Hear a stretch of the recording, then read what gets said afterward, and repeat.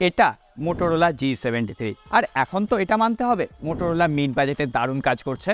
এই ফোনটা এখনো লঞ্চ হয়নি, আগামী 10 তারিখ মোটোরোলা G73 ইন্ডিয়ান মার্কেটে লঞ্চ হতে চলেছে। আর তার আগেই যখন ফোনটা আমাদের হাতে চলে এসেছে, ফোনটা টেস্ট করতে বাধা কোথায়? আর যেখানে বিশেষ করে এই ফোনটা ইউজ করা হয়েছে ইন্ডিয়ার ফার্স্ট মিডিয়াটেকের ডায়মেনসিটি 930 চিপসেট, খুবই ইন্টারেস্টিং চিপসেট আর মিড বাজেটে অন্যতম পাওয়ারফুল চিপসেট। সমস্তটা টেস্ট করব। আর হ্যাঁ, আমরা যতক্ষণে ফোনটা টেস্ট করছি আপনি একটা জিনিস টেস্ট করে নিতে পারেন, নিচের লাইক বাটনটা দেখুন তো নীল করে দেওয়া যায় কিনা। তাহলে চলুন একবার ঘরে ফিরে যাই আর ফোনটার বাক্সের অন্দরমহলে কি আছে, কি মাল মশলা বেরোচ্ছে সেগুলো দেখেন।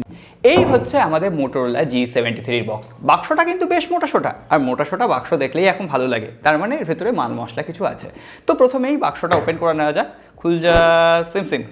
বাক্সটা ওপেন করার সঙ্গে সঙ্গে ওপরের দিকে রয়েছে স্মার্টফোনটা। আর মোটোরোলার যেটা বৈশিষ্ট্য, এখানে তারা একটা স্টিকার লাগিয়ে দেয়, তো স্টিকারটা আগে আমরা তুলে নেব। এই হচ্ছে আমাদের স্মার্টফোন। মোটোরোলার আরও একটা বৈশিষ্ট্য আছে, তারা ব্যাক কভারটা মোবাইলের সাথে লাগিয়ে দেয়। আর ব্যাক কভার দিয়ে মোবাইলটা কেমন দেখতে লাগছে অবশ্যই আগে কমেন্ট করে লিখে জানান। বাক্সে তো আরও জিনিস আছে, সেগুলো দেখি। প্রথমের দিকেই একটা এনভেলাপ রয়েছে, এনভেলাপের ভেতরে বেশ কিছু কাগজপত্র রয়েছে আর দাঁত খোঁচানোর কাঠি রয়েছে। যাই হোক, এটা রেখে দিলাম। এরপরে রয়েছে একটা চার্জিং অ্যাডাপ্টার। তবে এই চার্জিং অ্যাডাপ্টারের একটা বৈশিষ্ট্য রয়েছে, এখানে USB Type-C চার্জিং অ্যাডাপ্টার দেওয়া হয়েছে। এর সঙ্গে সঙ্গে রয়েছে এখানে একটা Type-C কেবল ফোনটাকে চার্জ করার জন্য। আর এখানে যে অ্যাডাপ্টারটা দেওয়া হয়েছে সেটা কিন্তু একটা 30 ওয়াটের অ্যাডাপ্টার। যাই হোক, এবার তাহলে ফোনটা নিয়ে নাড়াঘাটা করে নেওয়া যাক। দেখুন দাদা, ফোনটা তো নিতান্তই দেখতে খারাপ নয়, যথেষ্ট আকর্ষণীয় দেখতে, হাতেও যথেষ্ট প্রিমিয়াম লাগছে। মোটোরোলা এখানে ব্যাক প্যানেলে অ্যাক্রিলিক গ্লাস ইউজ করেছে, যেটা প্রিমিয়াম ম্যাটেরিয়াল। হ্যাঁ, পলিকার্বনেট মানছি, তবে এটা ভালো কোয়ালিটি পলিকার্বনেট, এবং যে ফ্রেমটা দেওয়া হয়েছে সেটাও পলিকার্বনেটের। ফোনটা হাতে নিয়ে কিন্তু যথেষ্ট হালকা পাতলা লাগছে। ফোনটার ওজন মাত্র 181 গ্রাম আর থিকনেস রয়েছে 8.29 mm। তার সঙ্গে সঙ্গে আমি যদি ফোনটার ওভারভিউ নিয়ে কথা বলি, উপরের দিকে সেকেন্ডারি নয়েজ ক্যান্সেলেশন বাটন রয়েছে। ফোনটার বাঁ দিকের প্যানেলে রয়েছে একটা সিম কার্ড ট্রে, যেখানে আপনি হাইব্রিড সিম স্লট পেয়ে যাবেন, একটা সিম একটা মাইক্রো এসডি কার্ড, অথবা দুটো সিম কার্ড আপনি অ্যাট এ টাইম ইউজ করতে পারবেন। ফোনটার ডান দিকের প্যানেলে রয়েছে অন অফ সুইচ, যেটা as well as fingerprint sensor হিসেবে কাজ করছে। ফিঙ্গারপ্রিন্ট সেন্সার যথেষ্ট ফাস্ট এবং রেসপন্সিভ। উপরের দিকে রয়েছে ভলিউম আপ এবং ডাউন কি। আর ফোনটার নিচের প্যানেলে রয়েছে 3.5 mm হেডফোন জ্যাক, যেটা আজকের দিনে প্রায় বিলুপ্ত প্রায়। এছাড়াও একটা মাইক্রোফোন রয়েছে, Type-C পোর্ট রয়েছে, এছাড়াও রয়েছে স্পিকার গ্রিল। আর ফোনটা হালকা পাতলা হলেও এর ব্যাটারি নিয়ে কিন্তু কোথাও কম্প্রোমাইজ করা হয়নি। 5000 mAh ব্যাটারি রয়েছে আর 30 ওয়াটের ফাস্ট চার্জার রয়েছে। মোটামুটি 1 ঘন্টা 15 থেকে 20 মিনিটে 0 to 100% ফুল চার্জ হয়ে যাচ্ছে। আর মোটামুটি ফোনটা আমি সারাদিন ইউজ করে দেখেছি 7 থেকে 7.5 ঘন্টা হেসে খেলে ব্যাটারি ব্যাকআপ দিয়ে দিচ্ছে। তা আপনি যতই হেভি ইউজ করুন না কেন, যতই এখানে রাফ গেমিং করুন না কেন। তাহলে এবার ডিসপ্লে সেকশনটা কেমন? এখানে রয়েছে 6.5 ইঞ্চের একটা ফুল HD প্লাস IPS LCD প্যানেলের ডিসপ্লে। এছাড়াও 120 হার্টজের রিফ্রেশ রেটের সাপোর্ট রয়েছে। ডিসপ্লে কোয়ালিটি যথেষ্ট ভালো, পাঞ্চি কালার প্রোভাইড করছে। এছাড়াও ভিউইং অ্যাঙ্গেলে কিন্তু কোনো রকম সমস্যা নেই। আমি নেটফ্লিক্স, ইউটিউবে বিভিন্ন ধরনের ভিডিও দেখলাম। HDR10+ এর সাপোর্ট রয়েছে। এছাড়াও এখানে 1000 নিটসের পিক ব্রাইটনেস রয়েছে, অর্থাৎ ডাইরেক্ট সানলাইটেও ভিজিবিলিটির কোনো অভাব হচ্ছে না। তবে এই ডিসপ্লেটার একটা কিন্তু স্পেশালিটি আছে, এই ডিসপ্লেটা অ্যাডাপটিভ রিফ্রেশ রেট সাপোর্ট করে, যেটা এই প্রাইস পয়েন্টে আপনি অন্য কোনো ডিভাইসে পাবেন না।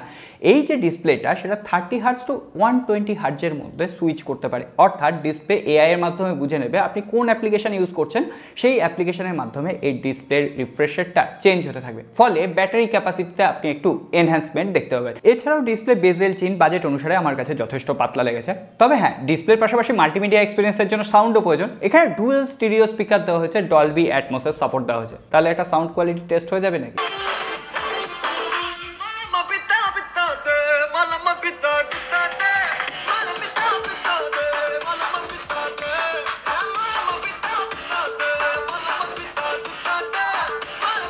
দুর্মিয়া, এই সমস্ত তো সব ফোনেই থাকে। তাহলে এই ফোনটা এক্সট্রা কি দেওয়া হয়েছে? এই ফোনটায় দেওয়া হয়েছে IP52 প্লাস রেসিস্ট্যান্ট, অর্থাৎ হালকা ফুলকা জলে ছিটে লাগলে ফোনটা প্রোটেক্ট থাকবে।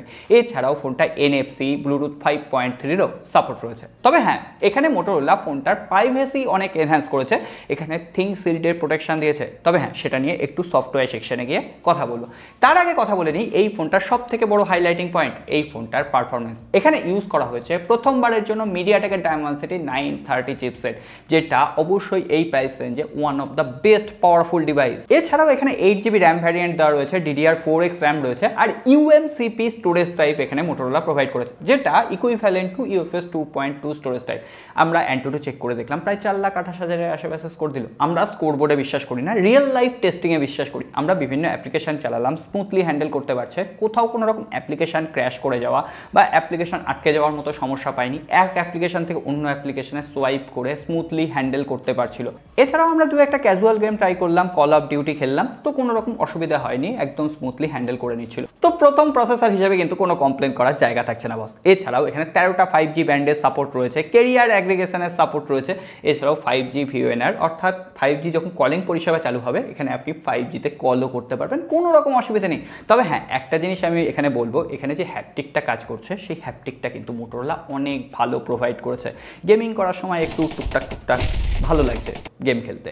আর সফটওয়্যারের কথা বলতে গেলে out of the box Android 13 রয়েছে, মোটোরোলার UI রয়েছে। মোটোরোলা প্রমিস করেছে এখানে তারা অ্যান্ড্রয়েড 14-এর আপডেট দিয়ে দেবে এবং 3 বছর পর্যন্ত সিকিউরিটি প্যাচ লেভেলের আপডেট দেবে। তবে হ্যাঁ, মোটোরোলার এই UI বেশ কিছু ব্লোটওয়্যার রয়েছে যেগুলোকে আপনি আনইনস্টল করতে পারবেন। এছাড়াও বেশ কিছু স্পেশাল জেস্চার দেওয়া হয়েছে, এই যে হেডলাইট জ্বলে গেল তো। এছাড়াও মোটোরোলা এখানে সিকিউরিটি এবং প্রাইভেসিকে কিন্তু অনেক এনহ্যান্স করেছে। এখানে আপনি সিকিউর ফোল্ডার অপশন পেয়ে যাবেন, চাইল্ড প্রোটেকশন পেয়ে যাবেন, আপনার বাচ্চাকে আপনি মোবাইলটা কতক্ষণের জন্য ইউজ করতে দেবেন, 1 ঘন্টা বা 1.5 ঘন্টা, সেই ধরনের টাইম লিমিট করে দিতে পারবেন। এছাড়াও প্রাইভেসি ড্যাশবোর্ডের মতো অপশন রয়েছে, যেগুলো বাস্তব লাইফে অনেকটাই আপনার মোবাইলের সিকিউরিটি প্রাইভেসি কিন্তু বাড়িয়ে দিচ্ছে, এনহ্যান্স করছে। এরপর তাহলে দেরি করে লাভ নেই, ক্যামেরা সেকশন নিয়ে কথা বলি। এখানে মোটোরোলা সব থেকে যেটা ভালো কাজ করেছে, কোনো রকম উল্টো পাল্টা ক্যামেরা দেয়নি, দুটোই ক্যামেরা দিয়েছে আর দুটোই কাজের ক্যামেরা।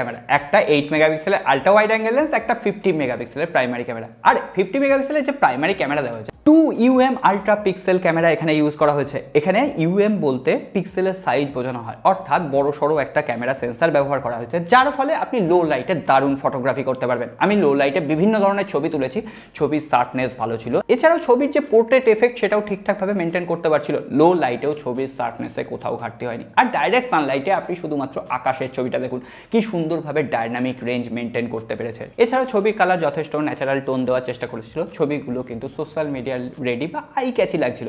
ক্যামেরার ক্ষেত্রে মোটোরোলা সত্যিই ভালো কাজ করেছে, এবার বলতেই হয়। আমি বেশ কিছু ছবি তুললাম, আপনাদের কাছে ছবি কেমন লাগছে অবশ্যই কমেন্ট বক্সে লিখে জানাবেন। এছাড়াও এর যে আল্ট্রা ওয়াইড অ্যাঙ্গেল লেন্স, সেটাকে আপনি সুইচ করে ম্যাক্রো সেন্সার হিসেবে ইউজ করতে পারবেন, অর্থাৎ এখানে 8 মেগাপিক্সেলেরই ম্যাক্রো সেন্সার আপনি ইউজ করতে পারবেন, যেটা হ্যাঁ ভালো ম্যাক্রো ফটোগ্রাফিতেই কাজে লাগছে।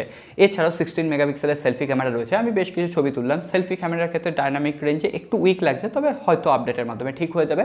আর মোটামুটি সেলফি ক্যামেরারও শার্পনেস ভালো ছিল, কালার অ্যালগোরিদম, স্ক্রিন অপটিমাইজেশন, এগুলো কিন্তু বেটারভাবেই কাজ করতে পেরেছে মোটোরোলা G73। তাহলে সব থেকে বড় প্রশ্ন, এই ফোনটার দাম কত? 19,000 রুপিতে এই স্মার্টফোনটা মোটোরোলা লঞ্চ করবে, 2,000 টাকা আপনি এক্সচেঞ্জের ওপর ছাড় পেয়ে যাবেন, তাহলে 17,000 রুপি কিন্তু এর এফেক্টিভ প্রাইস আসছে। শুধুমাত্র তাই নয়, এখানে জিওর এক্সক্লুসিভ অফার রয়েছে 5,050 রুপি মতো।